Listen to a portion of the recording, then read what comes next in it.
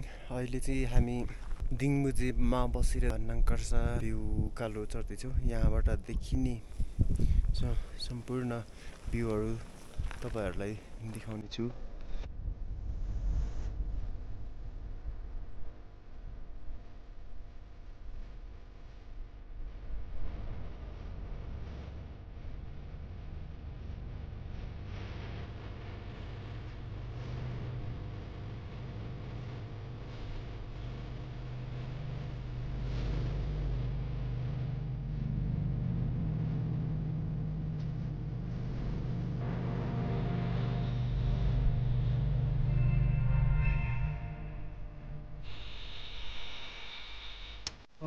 गर्सा hill उक्लिन सफल भयो।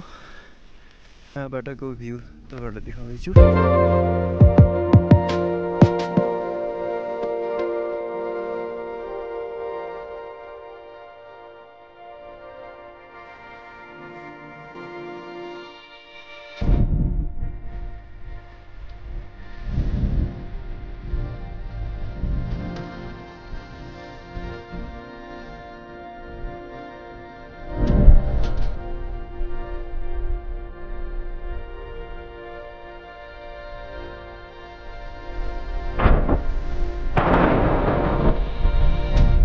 दिङमुजेबाट लौजेतर्फ हामी जाँदैछौँ।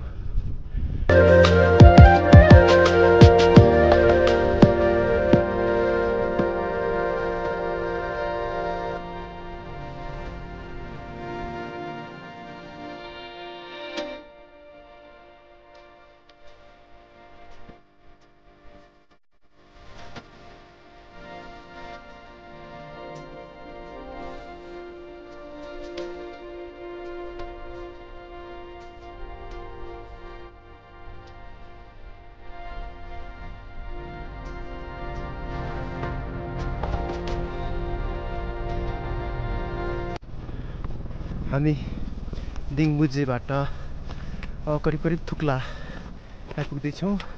यही मान्छेहरू चाहिँ थुक्ला उकालोमा बिरामी अलिकति गाह्रो हुने हुन्छ।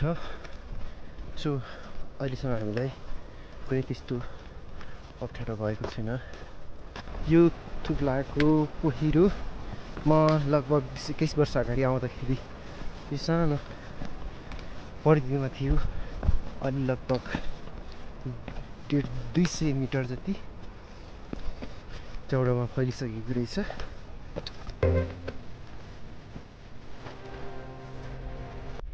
यो उकालो चाहिँ धेरै मान्छेहरूलाई गाह्रो हुन्छ।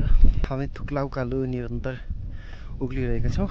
यहाँबाट देखिने भ्यूहरू